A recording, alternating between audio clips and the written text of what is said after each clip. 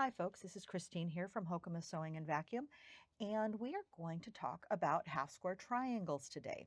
I am working with the Baby Lock Chorus. It has this beautiful laser light that is going to help me keep my piecing straight on, which we absolutely love. We're going to work a little differently today. So this looks like it might be a little more complicated than some of the other blocks that we've done. It's called a pinwheel, but it's simply one of the designs we can make, and there are many, out of a half square triangle. And the base block is our square that's got the triangles. So half of the square is a triangle. Okay, and then when we have this, we have just 4 of those. You can see here that make that block. Okay, now in order to make the half square triangles, we're going to start with 2 pieces of fabric, and I already have them together here. And on one fabric, I am going to draw a line straight down the middle. Now usually I would use a Fix-On pen, which goes away with heat, or maybe a chalk type marker that I could just brush away. I wanted you to be able to see it today, so I'm going to use an ink pen. And ultimately it doesn't matter because I'm going to cut on this line later on. So with this particular piece, what I want to do is I want to line up that 1/4 inch guide marker, which I have our guide beam set at.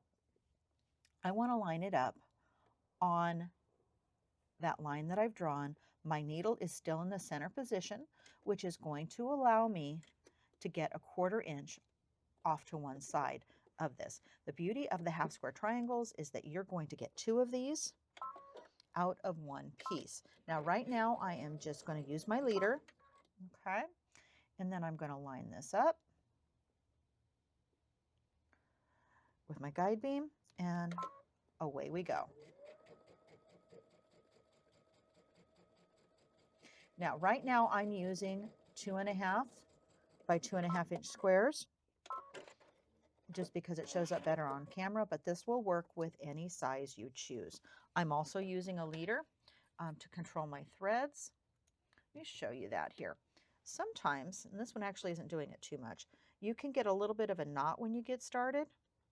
Well, by using the leader, I make sure if I do get a knot, it's going to happen in my fabric. But even on my leader, I'm not seeing much. It's kind of the beauty of these baby locks. Very seldom do we have that problem. Now, I've already sewn to one side. I'm going to line up, turn my fabric around, line up on the other side with that guide beam marker on the line that I've drawn.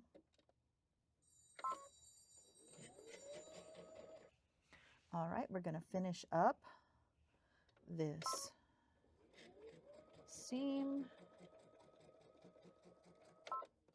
All right, I'm going to go ahead and cut. The machine automatically brings it up for me. Your scissors can become magnetized, or your pins, which is what I think has happened. I have a magnetic pin holder off to the side here. Okay, so this is what it's going to look like. You have a line down the middle, and then you have stitching on either side of it. I'm going to come in with my scissors, and I am going to cut right on that line. This is a great time to tell me, or to tell you rather, that we sharpen scissors here in the store. JD does it every Friday evening right before he leaves. So if you drop them off during the week, they're going to be ready for you on Saturday morning for pickup. Okay, so this is what it looks like now. I have my triangle. When I open this up, I'm just going to finger press it. Of course, I will take this to my iron before I put it in a bigger piece, but that gives you an idea of where we're going. You will see these little kind of ears or these little tags off to the end. You'll end up trimming those off, and that's what my seam is going to look like. Now, most of the time I would actually press this to the darker side, okay, and then I have another one sitting right over here as well. Okay, so now out of each one of those blocks, you're going to get 2 blocks. If I arrange them like this, it's the beginning of my pinwheel. I can arrange them like this, and it's kind of a mock flying geese configuration. Maybe if I put them like that, and I put them this, I'm going to get a diamond shape. Okay. Okay. When I have 4, you can kind of see where that's going. I get a diamond shape, and I can have that be either color in or out. So I could have the orange diamond, or I can turn it around so that I have the yellow diamond. You really get to choose how this goes. So if I take it this way, up, one down, I almost get a striped effect with it. So you get to choose. Say maybe the next blocks would go this way. Okay, a lot we can do with these to build different patterns. And then again, so if I want to get these into a pinwheel, I've got a couple here that we've already sewn together. And what we're doing is we're alternating the colors. So I am putting a yellow next to an orange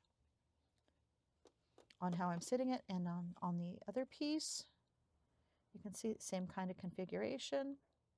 Okay, I'm going to put these together, figure out which way my pinwheel is going, and there we go. Okay, so that is a possibility. I can also come in, do it this way. Now if I do it this way, you can see a square in the middle. Lots of fun ways to play with this. Okay, now we're going to put these together.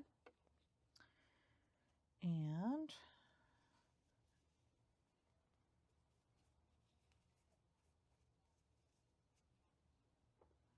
again, we are going to just put a pin in it to make sure that those are nesting. I'm going to kind of finesse my corners back into where they were. Now I can stick a pin in it, or I can just kind of finesse it. I think today I'm just going to finesse it. I'm going to start with my leader.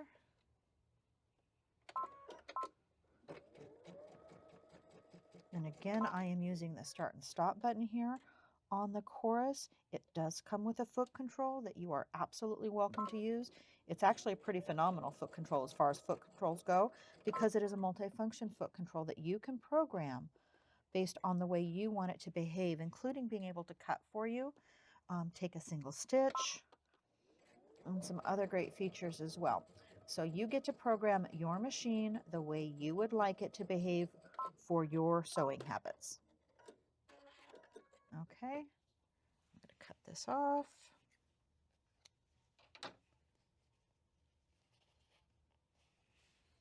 And there you go. You can see my pinwheel is in the center. Now, if you weren't 100% happy with that, that's going to be about practice, okay? So don't stress too much when that corner isn't exactly perfect. Depending on how you quilt it, that may not show at all.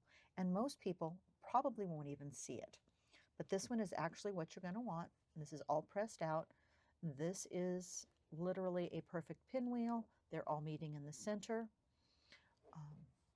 Just absolutely beautifully. But as part of a quilt, you're not going to see it as much. So I'm going to stress to you that a finished project is better than a perfect one that is unfinished because you're frustrated with it.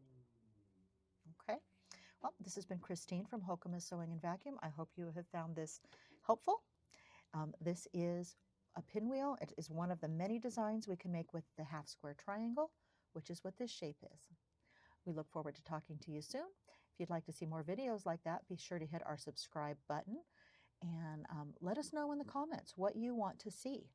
We are working on content all the time and would love to show you the tutorials on things that you would like to see.